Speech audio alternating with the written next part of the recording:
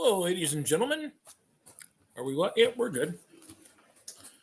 Hope everybody's doing well today. Another hot day. Look at this. I've already spilled some drink on me. Everybody, I don't know if I showed you guys my shirt yet. It's a pretty cool shirt, huh? Mr. Maz ordered one, found him online, and he ordered one for me too. And this is Halliday 2020 burning in the dumpster. I think it's kind of an appropriate shirt. So we are on chapter 20. We're like 60% of the way through the book. John and Sam are on the way to Athens, Ohio. I'm going to jump right in. We don't have a ton of news tonight, so I might read for a little bit more, if that's okay with you guys. We don't have a ton of news. Chapter 20. We drive south until, nestled in the foothills of the Appalachian Mountains, Athens comes into view, a small city sprouting through the trees. In the waning light, I can see a river curling gently around that seeps to the cup of the city, serving as the border to the east, south, and west. To the north lies hills and trees. The temperature is relatively warm for November. We pass a college football stadium. A white domed arena stands a little beyond it. Take this exit, I say. Sam guides the truck off the interstate. He turns onto Richmond Ave. Both of us are elated we made it in one piece and without being caught. So this is what a college town looks like, huh? I guess so, Sam says. Buildings and dorms are on each side of us. The grass is green, meticulously trimmed, even though it's November. We drive up a steep hill. At the top of this is Court Street. We want to turn left. How far? Sam asks. Less than a mile. Do you want to drive by it first? No, I think we should park the first opportunity we get and walk. We drive down Court Street, which is the main artery in the center of town. Everything is closed for the holiday. Bookstores, coffee houses, bars. Then I see it, standing out like a jewel. Stop, I say. Sam slams on his brakes. What? A car honks behind us. Nothing. Keep driving. Just park. We drive another block until we find a lot to park in. By my guess, we are a 5-minute walk at most from the address. What was that? You scared the crap out of me. Henry's truck is back there, I say. Sam nods. Why do you sometimes call him Henry? I don't know. I just do. Sort of a joke between us, I say, and then I look at Bernie Kosar. Do you think we should take him? Sam shrugs. He might get in the way. I give Bernie Kosar a few treats, and I leave him in the truck with the window cracked. He's not happy about it, and he begins to whine and scratch at the window, but I don't think we'll be long. Sam and I walk back up Court Street, and the straps on my bag pulled over my shoulders. Sam holding on to his hand. He has removed the silly putty and is squeezing it like people do those foam balls when they are stressed out. We reach Henry's truck. The doors are locked. There's nothing of importance on the seats or on the dash. Well, this means two things, I say. Henry is still here, and whoever has him hasn't discovered his truck yet, which means he hasn't talked. Not that he ever would. The cat is flicking toys everywhere. What would he say if he talked? For a brief moment, I had forgotten that Sam knows nothing of Henry's true reason for being here. I've already slipped and called him Henry. I need to be careful not to reveal anything else. I don't know. I mean, who knows what sorts of questions these weirdos are asking. Okay, now what? I pull out the map of the address that Henry has given me that morning, and we walk. We walk back the way we came. The buildings at the end, or the buildings end and the houses begin. Unkempt and dirty looking. In no time at all, we reach the address and stop. I look at the slip of paper, then at the house. I take a deep breath. This is us, I say. We stand looking up at the 2-story house with gray vinyl siding. The front walk leads to an unpainted front porch with a broken swing hanging unevenly to the side. The grass is long and unattended, and it looks uninhabited. but there is a car in the driveway at the rear. I don't know what to do. I remove my phone. It's 11:12. I call Henri even though I know he won't answer. It's an attempt to establish my wits, to come up with a plan. I hadn't thought this far ahead, and now the reality is here in my mind and is blank. My call goes straight to voicemail. Let me knock on the door, Sam says. And say what? I don't know, whatever comes to my mind. But he doesn't get a chance to because just then a man walks out the front door. He's huge, at least 6 feet, 250 pounds. He has a goatee and his head is shaved. He's wearing work boots, blue jeans, a black sweatshirt pulled up to his elbows. There's a tattoo on his right forearm, but I am too far away to see what it is. He spits in the yard, then he turns around and he locks the front door. Walking off the porch and heading our way. I stiffen as he approaches. The tattoo is of an alien holding a bouquet of tulips in one hand and as though offering them to an unseen entity. Then the man walks straight past us without saying a word. Sam and I turn and watch him go. Did you see that tattoo, I ask? Yeah, and so much for the stereotype of scrawny nerds being the only ones fascinated by aliens. That man is huge and mean-looking.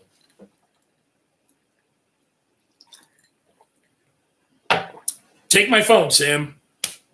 What? Why? Why? He asks. You have to follow him. Take my phone. I'll go into the house. It's obvious there is nobody there, or he wouldn't have locked the door. Henri might be in there. I'll call you as soon as I can. How are you going to call me? I don't know. I'll find a way. Here. He reluctantly takes it. What if Henri isn't in there? That's why I want you to follow the guy. He might be going to Henri now. What if he comes back? We'll figure that out, but you have to go now. I promise. I'll call you the first chance I get. Sam turns and he looks at the man. He's 50 yards away from us now. Then he looks back at me. Okay, I'll do it, but be careful in there. You be careful too. Don't let him out of your sight, and don't let him see you. Not a chance. He turns and he hurries after the man. I watch them go, and once they vanish from sight, I walk up to the house. The windows are dark, each one covered with a white shade. I can't see in. I walk around the back, and there's a small concrete patio leading to a back door, which is locked. I walk the rest of the way around the house. Overgrown weeds and bushes left over from the summer. I try a window. Locked. All of them are locked. Should I break one? I look for rocks among the brambles, and the second I see one and lift it from the ground with my mind, an idea occurs to me. An idea so crazy that it just might work. I drop the rock and I walk to the back door. It has a simple lock, no deadbolt. I take a deep breath, I close my eyes in concentration, grab hold of the doorknob, and I give it a shake. My thoughts move from my head to my heart to my stomach. Everything is centered there. My grip tightens, my breath is held in anticipation as I try to envision the inner workings. Then I feel and I hear a click in the hand of the knob. A smile forms on my face. I turn the knob and the door swings open. I can't believe I can unlock doors by imagining what's inside of them. The kitchen is surprisingly clean. The surface is wiped down, the sink free of dirty dishes. A new loaf of bread sits on the counter. I walk through a narrow corridor into the living room with sports posters and banners on the walls. A big screen TV sitting in a corner. The door to a bedroom is off to the left side. I poke my head in. It's in a state of disarray. Covers thrown aside on the bed. Clutter atop the dresser. A foul stench of dirty laundry covered in sweat that has never dried. At the front of the house, besides the door, a flight of stairs ascends to a second level. I begin walking up. A third step groans under my foot. Hello? A voice yells from the top of the stairs. I freeze, holding my breath. Frank, is that you? I stay silent. I hear somebody stand from a chair. The creak of footsteps on the hardwood floor approaching. A man appears at the top of the stairs. Dark, shaggy hair, sideburns, an uneven face. Not as big as the man who left earlier, but not exactly smaller either. Who the hell are you, he asks. I'm looking for a friend of mine, I say. He screws his face up into a scowl, vanishes, and reappears 5 seconds later holding a wooden baseball bat in his hand. How did you get in here, he asks. I would put the bat down if I were you. How did you get in here? I am faster than you are, and I am far stronger. Like hell you are. I'm looking for a friend of mine. He came here this morning, and I want to know where he is. You're one of them, aren't you? I don't know what you're talking about. You're one of them, he screams. He holds the bat as a baseball player would. Both white-knuckled hands are in a thin base poised to swing. There is a genuine fear in his eye. His jaw is tightly clenched. You're one of them. Why don't you just leave us alone already? I am not one of them. I am come for my friend. Tell me where he is. Your friend is one of them. No, he isn't. So you know who I'm talking about. Yes. He takes a step down. I'm warning you, I say. Drop the bat and tell me where he is. My hands are shaking from the uncertainty of the situation, from the fact that he has a bat in his hands while I have nothing but my own abilities. I'm unnerved by the fear in his eyes. He takes another step down, and there are only 6 stairs between us. I'm going to take your head off. That'll send your friends a message. They aren't my friends, and I assure you, you'd be doing them a favor if you hurt me. Let's see then, he says. He comes racing down the stairs. There is nothing I can do but react. He swings the bat. I duck, and it hits the wall with a thud, leaving a large splintered hole in the wood panel. I come up after him and lift him into the air, one hand gripping his throat, the other in the armpit, carrying him back upstairs. He flails, landing kicks in my legs and in my groin. The bat drops from his hands, and it bounces hollowly down the stairs, and I hear one of the windows break behind me. The second floor is a wide-open loft. It's dark. The walls are covered with issues as they walk among us, and where the issues end, alien paraphernalia takes up the rest. But unlike Sam's, the posters are actually photographs taken over the years. Sorry. Blown up and grainy so that it's hard to make them out. Mostly white blips on black backdrops. A rubber alien dummy with a noose around its neck sits in the corner. Somebody has added a Mexican sombrero to its head. Glow-in-the-dark stars are stuck in the ceiling. They seem out of place, more like something belonging in a 10-year-old girl's room. I throw the man to the ground, and he scoots away from me, and he stands up. When he does, I put all my power into the pit of my stomach and direct it towards him with a hard forward thrusting motion. He goes flying backwards and crashes into the wall. Where is he, I ask. I'll never tell you. He's one of you. I am not who you think I am. You guys will never succeed. Just leave Earth alone. I lift my hand and choke him. I can feel the flexed tendons beneath my hand, even though I am not touching him. I can't breathe. He can't breathe, and his face turns red. I let go. I'll ask again. No. I choke him once more, but this time his face turns red. I squeeze tighter. When I let go, he begins to cry, and I feel bad for him, for what I've done to him. But he knows where Henri is, and it has something to do with him. And my sympathy ends as soon as it began. After he catches his breath, in between the sobs, he says, he's downstairs. Where? I didn't see him. In the basement. The door is behind the Steelers banner in the living room. I dial my phone number from the telephone atop the middle desk. Sam doesn't answer. Then I pull the phone from the wall and I break it in half. Give me your cell phone, I say. I don't have one. I walk to the dummy and I remove the noose from around its neck. Come on, man, he pleads. Shut up. You've kidnapped my friend. You're holding him against his will. You're lucky. All I'm doing is tying you up. I pull his arms behind him and I tie the rope tightly around them. Then tie him to one of the chairs. I don't think that it will hold him for very long. Then I duct tape his mouth shut so that he can't yell, and I sweep downstairs and rip the Steelers banner from the wall, revealing a black door that is locked. I unlock it as I did the other. A set of wooden stairs leads down into total darkness. The smell of mildew reaches my nose. I flip the light switch on and I begin walking around, slowly, terrified at what I might find. The rafters are littered with cobwebs, and I reach the bottom and immediately feel the presence of somebody else. Somebody there with me. I stiffen, I take a breath, and then turn. There, in the corner of the basement, sits Henri. Henri! I yell. He is squinting from the light, his eyes adjusting. A length of duct tape is across his mouth. His hands are bound behind him, his ankle tied to the legs of the chair in which he is sitting. His hair is tasseled, and down the right side of his face is a line of dried blood that looks almost black. The sight of it fills me with rage. I rush over to him and I rip the piece of tape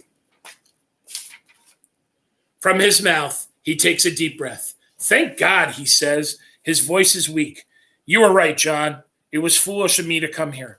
I'm sorry, and I should have listened to you. Shh, I say. I bend down and I begin untying his ankles. He smells like urine. I was ambushed. How many are there? I asked. 3. I've tied one of them upstairs, I say, and I free his ankle. He stretches his legs out and he sighs in relief. I've been in this damn chair all day. I've been working my hands free. How the hell did you get here, he asks. Sam and I came together. We drove down. You're kidding me. I had no other way. What did you drive? His father's old truck. Henri is silent a minute while he ponders what that means. He doesn't know anything, I say. I told him aliens are a hobby of yours, nothing more. He nods. Well, I'm happy you made it. Where is he now? He's trailing one of them, and I don't know where they went. The creak of the floorboard comes from above us, and I stand. Henri's hands are halfway untied. Did you hear that? I whisper. We both watch the door with our hands, our breaths held. A foot steps onto the top stair, then a second. Then at once, a large man I passed earlier, the one Sam was trailing, comes into view. The party is over, fellas, he says. He is holding a gun aimed at my face. Now, step away. I hold my hands up in front of me, and I take a step back. I think of using my powers to pull the gun away, but what if I somehow cause it to fire by accident? I'm not confident in my abilities yet. It's too risky. They told us you might be coming, that you would look like humans, that you were really the enemy, the man says. What are you talking about, I ask. They're delusional, Henri says. They think we're the enemy. Shut up, the man screams. He takes 3 steps towards me. Then he moves the gun from me and he fixes it straight on Henri. One false move by you and he gets it. You understand? Yes, I say. Now, catch this, he says. And he pulls down a roll of duct tape from the shelf behind him and he throws it towards me. As it moves through the air, I stop it, suspended about 8 feet off the ground, halfway between us. I start spinning it very quickly. The man stares at it confused. What the? While he's distracted, I move my arm toward him in a throwing motion. The roll of tape flies back and it slams him in the nose. Blood starts gushing and he reaches for it as he drops the gun. When it hits the ground, it goes off and I point my hand towards the bullet and I make it stop. Behind me, I hear Henri laugh. I move the bullet so that it hangs in front of the man's face. Hey, fat boy, I say. He opens his eyes and I sees the bullet in the air in front of his face. You're going to need to bring more. I let the bullet fall to the ground at his feet. He turns to run, but I bring him back across the room and I slam him against a large support pole. It knocks him out and he slumps on the floor. I grab the tape and I tie him to the pole. After I'm sure he's secure, I turn to Henri and I finish freeing him. John, I think that's the best surprise I've ever had in my entire life, he says in a whisper, such a relief in his voice that I think tears might come next. I smile proudly. Thanks. It showed up at dinner. Sorry I missed it. I told them you were tied up. He smiles. Thank God the legacy came, he says. I realized that the stress of my legacies forming, or the fear of them not forming, took a far greater toll on Henri than I had imagined. So what happened to you, I ask. I knocked on the door. All 3 of them were home. When I walked in, one of them clubbed me in the back of the head. Then I woke up in this chair. He shakes his head and he says in a long string of words in Lorik that I know are curses. I finish untying him and he stands and stretches his legs. We need to get out of here, he says. We need to find Sam. And then then we hear him. John, you down there? It's getting exciting. Chapter 21. Everything slows. I see a second person at the top of the stairs. Sam yelps in surprise, and I turn to him. Silence filling my ears with the distant hum that comes across in slow motion. The man behind him gives him a hard shove that causes his feet to leave the ground. And then, when he hits, it will be the bottom of the stairs, where the concrete floor awaits. I watch him sail through the air, flailing his arms with a look of terror on his anguished face. Without giving it a single thought, my instinct takes over and I shift my hands at the very last second and I catch him. His head is a mere 2 inches from the basement floor. I set him down gently. Shit, Henri says. Sam sits up and he crawls backwards like a crab until he reaches the cinder block wall. His eyes are wide open, staring at the steps, his mouth moving, but no words coming out. The figure who pushed him stands at the top of the stairs trying to figure out, like Sam, what just happened. It must be the third one. Sam, I tried to, I say. The man at the top of the stairs turns and tries to sprint away, but I force him down 2 of the steps. Sam looks at the man being held by the unseen force. Then he looks at my arm extended towards him. He is shocked and he is speechless. I grab the duct tape and I lift the man in the air, carrying him up to the second floor, keeping him suspended the entire way. He yells obscenities while I tape him to the chair, but I hear none of them because my mind is racing to figure out what we will say to Sam about what just happened. Shut up, I say. He unloads another string of cuss words. I decide that I've had enough and I tape his mouth shut and I walk back to the basement. Henri is standing near Sam, who is sitting there with the same blank stare in his face. I don't get it, he says. What just happened? Henri and I look at each other and I shrug. Tell me what's happening, Sam says, his voice pleading with us, tinged with desperation, to know the truth, to know that he's not crazy and that he didn't imagine what he just saw. Henri sighs and he shakes his head. Then he says, what the hell's the point? The point to what, I ask? He ignores me and instead he turns to Sam. He purses his lips together, looks at the man slumped in the chair to make sure he's still out, and then at Sam. We aren't who you think we are, he says, and he pauses. Sam stays silent, staring at Henri. I can't read his face, and I have no idea what Henri is about to tell him. If he will again make up some elaborate story or, for once, tell him the truth. And it's this latter that I am hoping for. He looks at me, and I nod my head in agreement.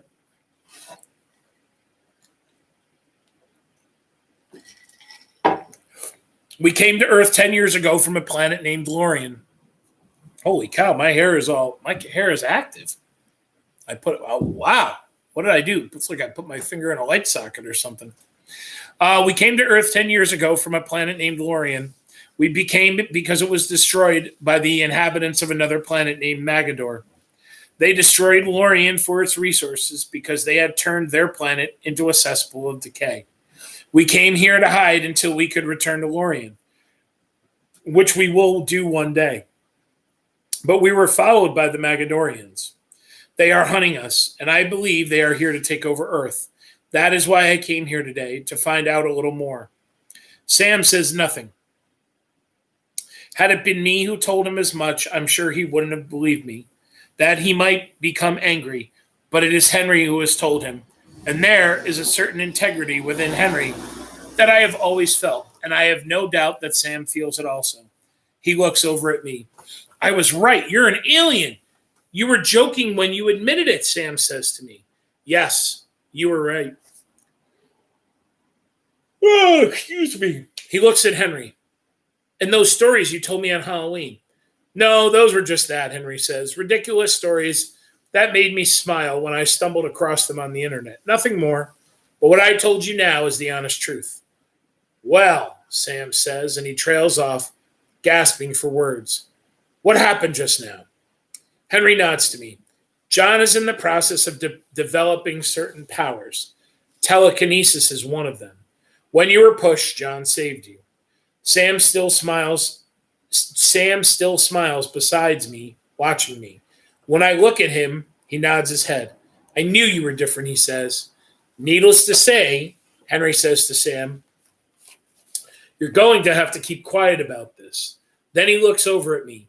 We need information and we need to get out of here. They're probably nearby. The guys upstairs might still be conscious. Let's go talk to them.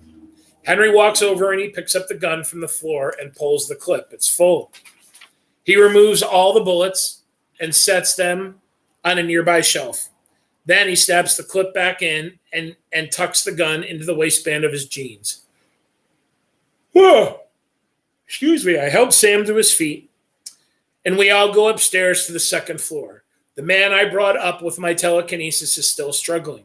The other one is sitting still, and Henry walks over. You were warned, Henry says. The man nods. Now, you're going to talk, Henry says, and he pulls the tape from the man's mouth. And if you don't, he pulls the slide back on the gun and he aims it at the man. Who visited you? There were 3 of them, he says. Well, there are 3 of us. Who cares? Keep talking. They told me if you showed up and I said anything, they'd kill me. The man says, I won't tell you anything more. Henry presses the barrel of the gun against the man's forehead. For some reason, it makes me uncomfortable. I reach out and I move the gun down so it points only at the floor. Henry looks at me curiously. There are other ways, I say. Henry shrugs and he sets the gun down. The floor is yours, he says. I stand 5 feet in front of the man. He looks at me with fear. He is heavy, but after catching Sam as I sailed through the air, I know that I can lift him. I hold my arms out, my body straining in concentration. Nothing at first, and then very slowly he begins to rise off the floor. The man struggles, but he is taped to the chairs, and there is nothing he can do. I concentrate with everything I have, and I yell yet in my peripheral vision, I can see that Henry is smiling proudly, and that Sam is too. Yesterday, I couldn't lift a tennis ball. Now I'm lifting a chair with a 200-pound man sitting in it. How quickly the legacy has developed.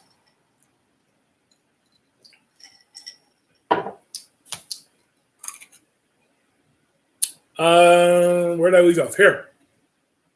Sorry, caught a piece of ice. When I have raised him to face level, I flip the chair over and he hangs upside down.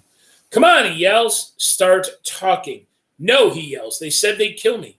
I let go of the chair and it falls and the man screams, but I catch him before he hits the ground. I raise him back up. There were 3 of them, he yells. They showed up the same day we went out. We sent out the magazines. They showed up that night. What did they look like, he asks. Like ghosts. They were pale, almost like albinos. They wore sunglasses. But when we wouldn't talk, one of them took off the sunglasses. They had black eyes and pointy teeth, but they didn't look natural like an animal's would. Theirs looked like they had been broken and chiseled. They all wore long coats and hats, like some shit out of an old spy movie. What the hell more do you want? Why did they come?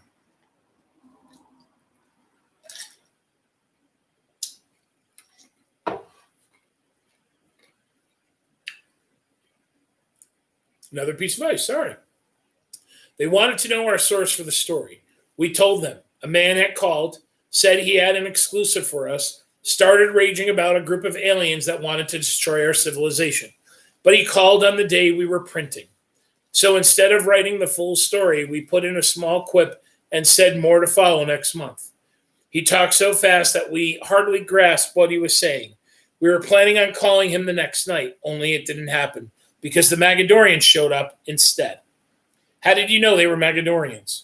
What the hell else could they have been? He wrote a story about a Mogadorian race of aliens, and lo and behold, a group of aliens show up at your doorstep and the same day wanting to know where we got the story. It wasn't that hard to figure out. The man is heavy, and I'm having trouble holding him up. My forehead is beaded with sweat, and I'm struggling to breathe. I flip him back over, and I begin to lower him. Then he is within a foot. I drop him the rest of the way, and he lands with an oomph. Oh, excuse me. I bend over with my hands on my knees, and I catch my breath. What the hell, man? I'm answering your questions, he says. I'm sorry, I say. You're too heavy. And that's the only time they came. And that's the only time they came, says Henri. The man shakes his head. They came back. Why? To make sure we didn't print anything else. I don't think they trusted us. But the man who called us never answered his phone again. So we had nothing else to print. What happened to him? What do you think happened? He asks. Henri nods. So they knew where he lived? They had the phone number we were supposed to call him back on. I'm sure they had figured it out. Did they threaten you? Hell yes, they trashed our office. They screwed with my mind. I haven't been the same since. What? They screwed with your mind? He closed his eyes and he takes another deep breath. They didn't even look real, he says. I mean, here are these three men standing in front of us, taking deep, raspy voices, all in trench coats and hats and sunglasses, even though it was nighttime. It looked like they were dressed up for a Halloween party or something. They looked funny and out of place, so at first I laughed at them, he says, with his voice trailing off. But the second I laughed, I knew I had made a mistake. The other two Mogadorians started towards me with their sunglasses off. I tried to look away, but I couldn't. Those eyes, I had to look, as though something was pulling me there. It was like seeing death, my own death, and the deaths of all the people I know and love. Things weren't so funny anymore. Not only did I have to witness the deaths, but I could feel them too, the uncertainty, the pain. And then came things I feared as a kid, images of stuffed animals that came to life with sharp teeth as mouths, razor blades for claws, the usual stuff that kids are afraid of, werewolves, demonic clowns, giant spiders. I viewed them all through the eyes of a child, and they absolutely terrified me. And every time one of those things bit into me, I could feel its sharp teeth into the flesh of my body. I could feel the poor blood from the wounds. I couldn't stop screaming. Did he try to fight back at all? They were two of these they had two of these weasel-looking things, fat with short legs, no bigger than a dog. They were frothing out the mouth. One of the men was holding them on a leash, but you could tell they were hungry for us. They said they would turn them loose if we resisted. I'm telling you, man, these things weren't from Earth. If they were dogs, big deal. We could have fought them back, but I think those things would have eaten us whole despite our size. They were pulling against the leash, growling, trying to get us. So you talked? Yes. When did they come back? The night before the next magazine went out, a little over a week ago. Henri gives me a concerned look. Only 1 week ago, Mogadorians were within 100 miles of where we live. They could still be here somewhere, maybe monitoring the paper. Perhaps that's why Henri has felt their presence of late. Sam stands beside me, taking everything in. Why didn't they just kill you like they did your source? How the hell do I know? Maybe because we publish a respectable paper? How did the man who called about the Mogador? How did the man who called know about the Mogadorians? He said he had captured one of them and tortured it. Where? I don't know. His phone number was an area code near Columbus. So north of here, maybe 60, 80 miles north. You spoke to him?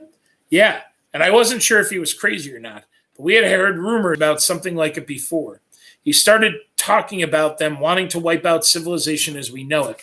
And sometimes he talked so fast that it was hard to make anything out at all. One thing he kept repeating was that they were hunting something or somebody. Then he started spouting numbers. My eyes wide open. What numbers?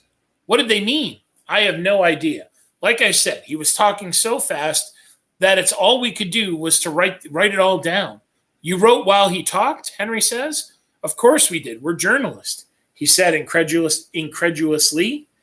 Do you think we make up the stories we write? Yeah, I thought you did, says Henri.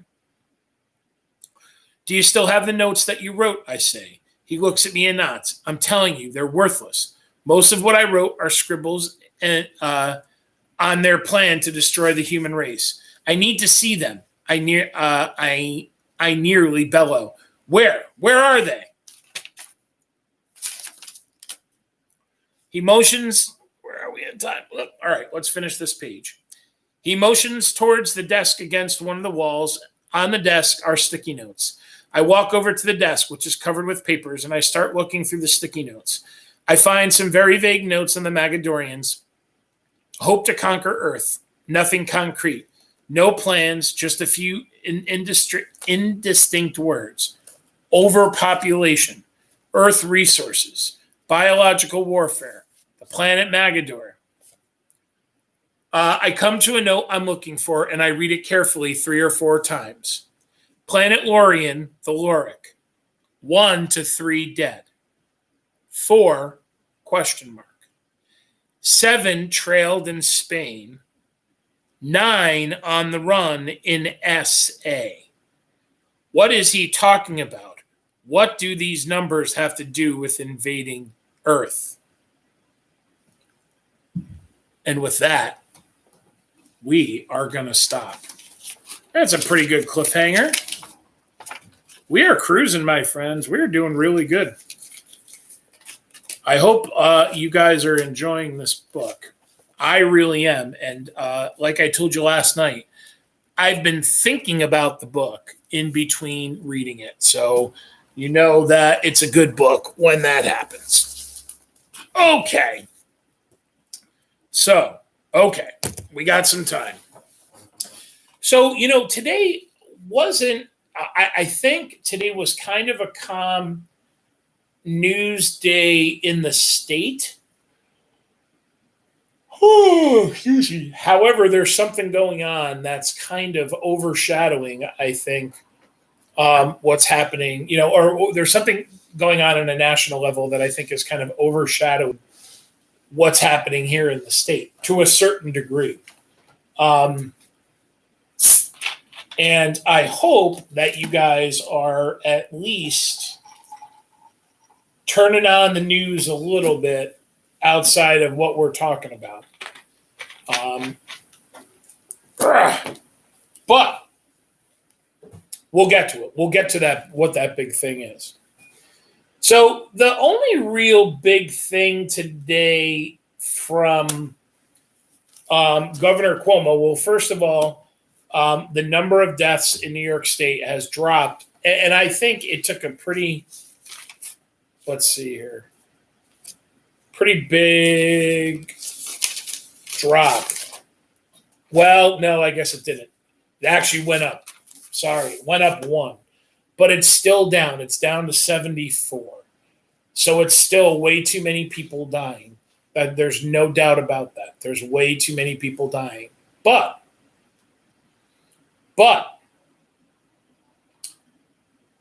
it's still much lower than it was. And it's lower than it could have been. So, as I'm dripping the condensation, Governor Cuomo today, the big announcement from his office was he is going to sign an executive order that is going to allow private businesses to deny entry to anyone of their business if they do not have a mask on.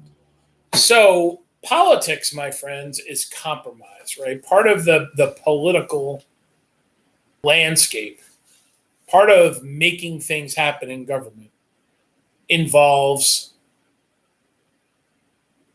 what we've talked about a ton of times, compromise. Two sides coming together. So I think if Governor Cuomo had his way, we probably really wouldn't reopen for a while. However, even he knows that that is just not possible. We need to start opening things up, and we need to at least try to open things up. So we have. And I think where the compromise comes in is that Governor Cuomo is saying, okay,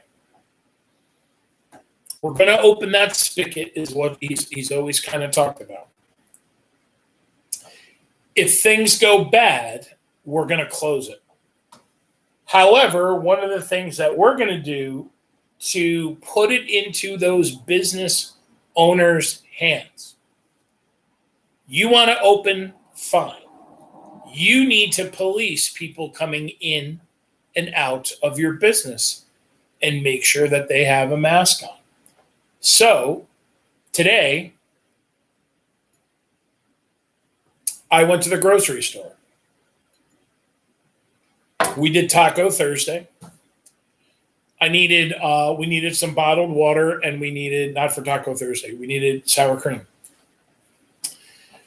So I went in the store, 5 or 6 people, no masks. Everybody else, 90% of the people in the store had their masks, 5 or 6 people, no mask.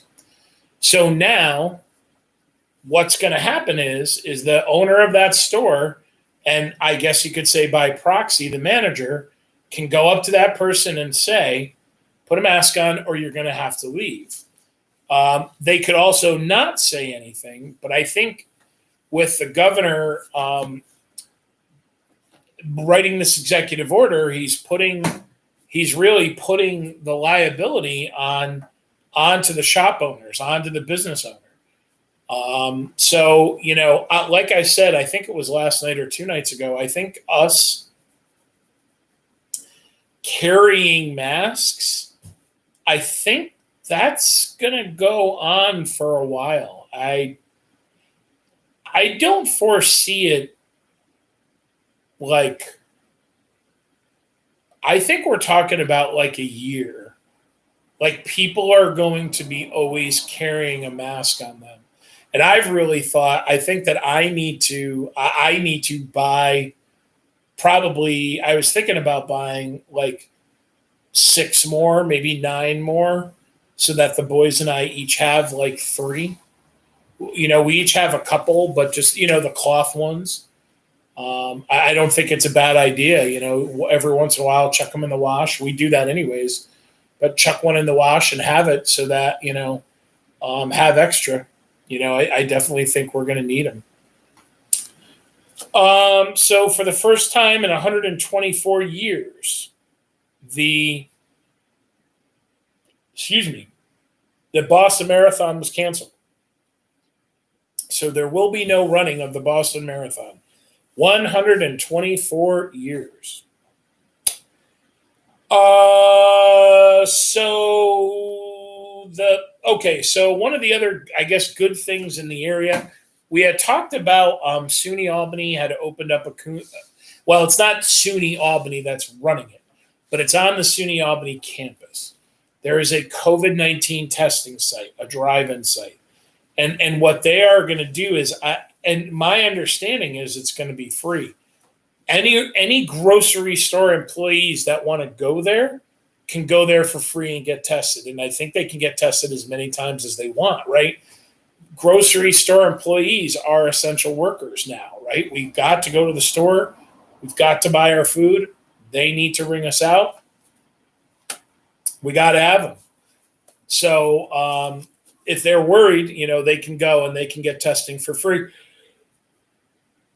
Oh, excuse me. So I think that's a pretty cool thing. And I don't know if it's just at SUNY, but that's the one spot that brought up in the news. But I'm assuming there's probably going to be other state-run places.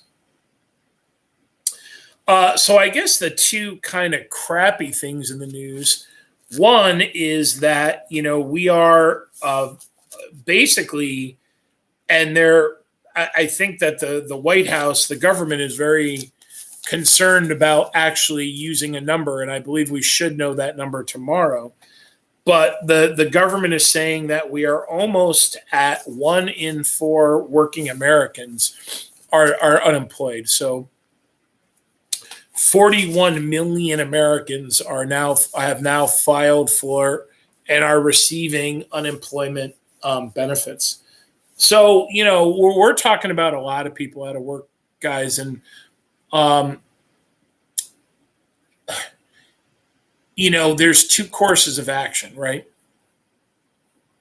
There's stimulate the economy. And then there's, let the economy fix itself.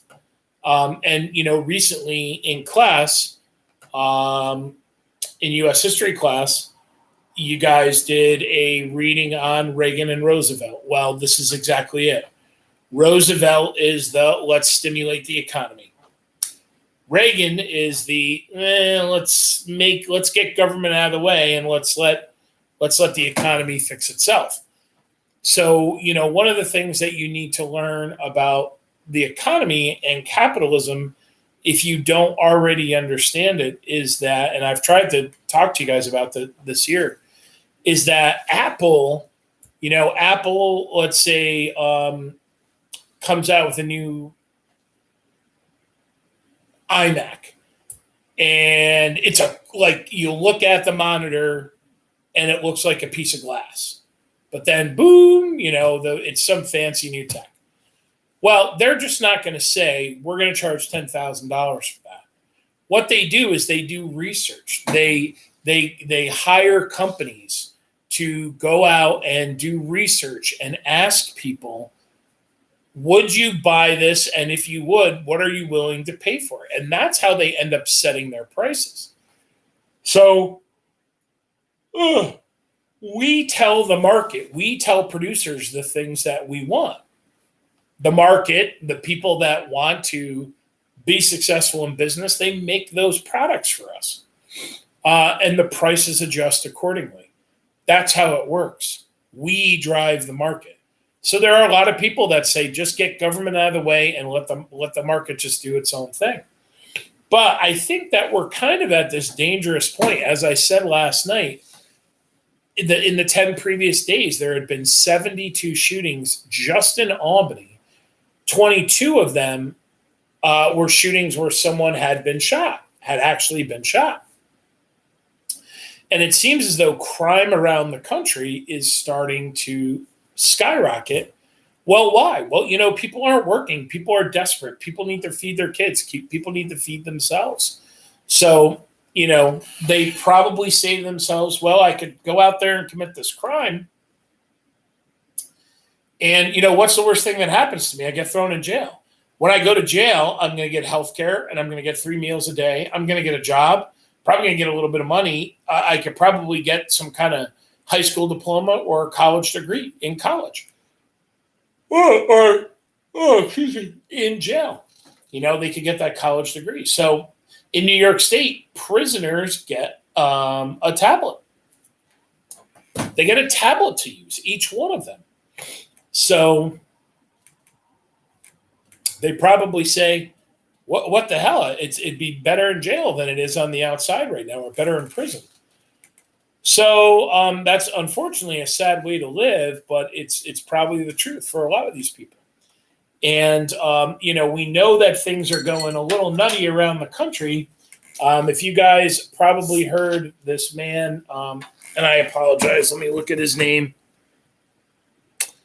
George Floyd, in Minneapolis, Minnesota. So he had been, I believe, pulled over, and the cops were questioning him about something, and it turned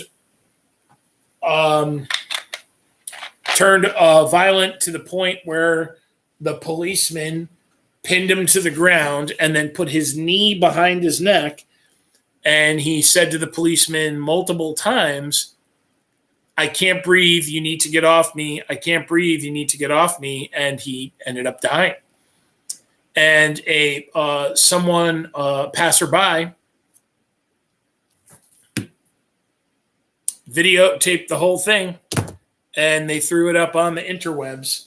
And I learned from my son today, he had read in the news that the police officer and 3 other police officers that watched it all happen, all have been fired. So, however, what's going on in Minneapolis is that people, because of this, are burning buildings, looting stores, rioting. They are going crazy. And as far as I know, it's happening. It's still continuing. When I saw the news this morning, there was just like a half a block of buildings just burning. There wasn't even anybody trying to put it out. This is like large scale throughout Minneapolis is a big city. It's not the Dam. It's not Schenectady. It's bigger than Albany. And buildings are just burning and burning and burning. So it's going to take a while for law enforcement to get that under control, but I hope they do. It just, again, it comes at a time where we don't need this right now. We just don't need it. We never need it. It's never a good thing. It's always a horrible thing. I don't know that it was a black-white thing. I don't know if the police officer was white, the man that died was black, and I don't know that there was anything racially charged about it. And I think that what actually happened hasn't fully been released yet. So, but things are going. People I think are just losing it a little bit. They're just losing it in a lot of different ways.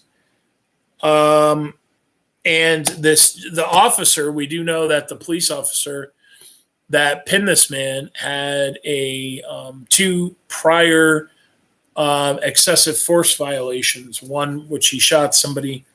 I don't remember what the other one is, but we don't know the whole situation. So I can't say that it was the police officer's fault. We can't say that, something hadn't happened that provoked the police officer to do it. I need to investigate it a little bit more, but I know that, when I was younger, when I was in college, Rodney King was beaten by police officers. They showed the videotape of him being beaten by these police officers, and it erupted into the LA riots, right, where people died and millions and millions and millions of dollars of damage was done. But what people didn't see and what the media left out was, the 8 minutes of the police officers prior to them having to hit him going, dude, chill, relax, calm down.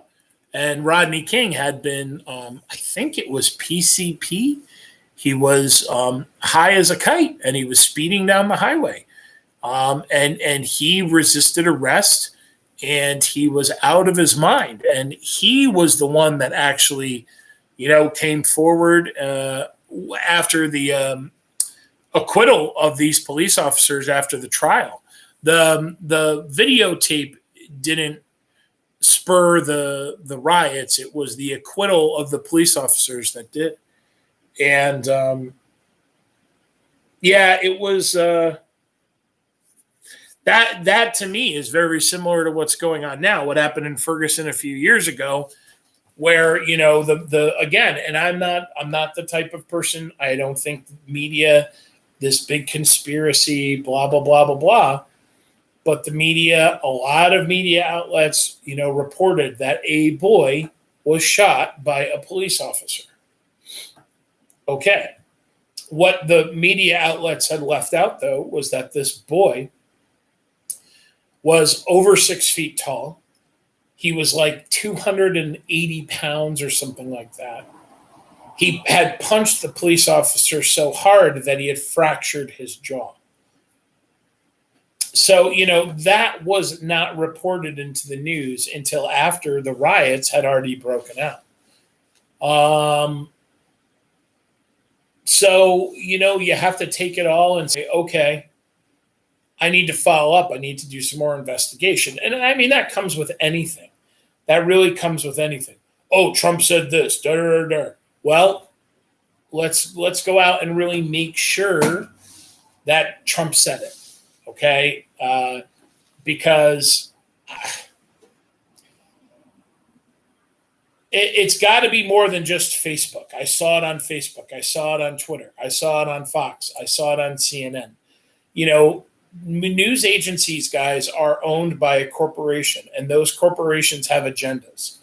And they are going to tell their news magazines, they're going to tell their news, their nightly news, you can report this, you can't report that. So you have to understand that it's coming through a lens. And that lens is sometimes blurry. That lens sometimes is very skewed. So to please take that into consideration. That's why I always say, go and find two different sources of information. You know, if some teacher says, oh, I heard you got so-and-so. Yeah, I got so-and-so, so what? Well, you know so-and-so, she's trouble, blah, blah, blah, blah, blah. Well, I haven't had any trouble yet. You know, we'll see what happens, right? You know, or whatever. Or you meet a new person. Oh, you met him? Oh, boy. Be careful. He's right. Well, wait a minute. Hold on. You know, let's find out from multiple people what things are really like, or what that person is really like. So anyway, we got to do some more investigating. But the fact of the matter is that, you know, people are being hurt and millions of dollars in damage is being done. And that, I'm not saying I'm not on the side of the police officers. I'm on the side of the truth. And I'm on the side of finding out what the real facts are. So hopefully we know this soon. Okay, 10 o'clock on the dot. We're doing all right. Okay, so on this day in 1754, a 22-year-old lieutenant orders his men to fire the first shots of the French and Indian War. Can you guess who that young lieutenant, what was his name? He's a British officer, and he's out like towards the edge of Ohio and Pennsylvania. And he orders his men to fire on French and Native American soldiers. And his name was George Washington, right? George Washington got his military experience serving in the British Army during the French and Indian War. And it's under his command that the first actual shots of the war take place. On this day in 1863, if you guys are familiar with the movie Glory, which I think is one of those middle school movies, or maybe you had a grandma, granddad, uncle, dad, mom show it to you. It's about the first real official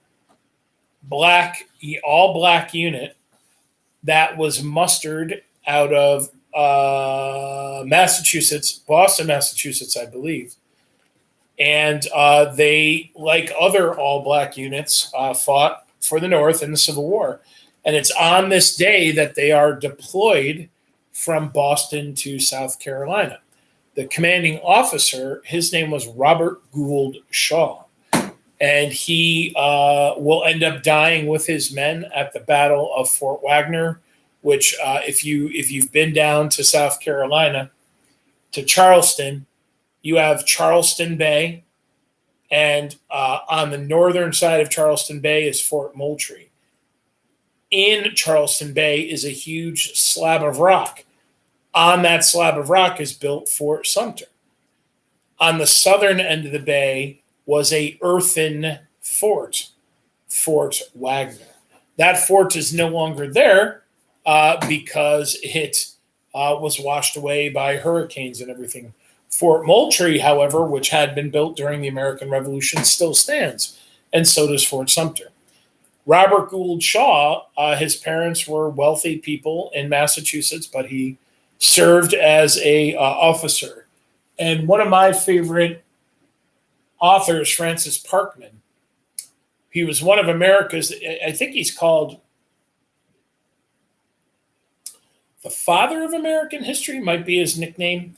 Parkman was one of the first real historians in world history to really, before he wrote about something, he would travel to that place. So he writes a lot of his books are about the French and Indian War. And he would actually travel to Fort Ticonderoga. He would travel to the Plains of Abraham in Quebec. He would travel the St. Lawrence River. So when he wrote about it, he knew he was there in the place. And Francis Parkman, I believe, is Robert Gould Shaw's grandfather? Yeah, I think it's either his grandfather or his great grandfather on his mother's side. Obviously, not his father's side. Otherwise, his name would be Robert Gould Parkman. On this day in 1937, Volkswagen was founded. Farfignugan, right? On this day in 1961, the Amnesty International is created. And then some years later, the organization wins the Nobel Peace Prize. They are an organization that's dedicated to getting people who they feel have been wrongfully imprisoned or maybe imprisoned, but then given a very harsh jail sentence, or maybe prisoners of war or genocide or what have you. They work on behalf of those people to get them freed. And then on this day in 1998, Pakistan joins a very interesting club. They join the nuclear club.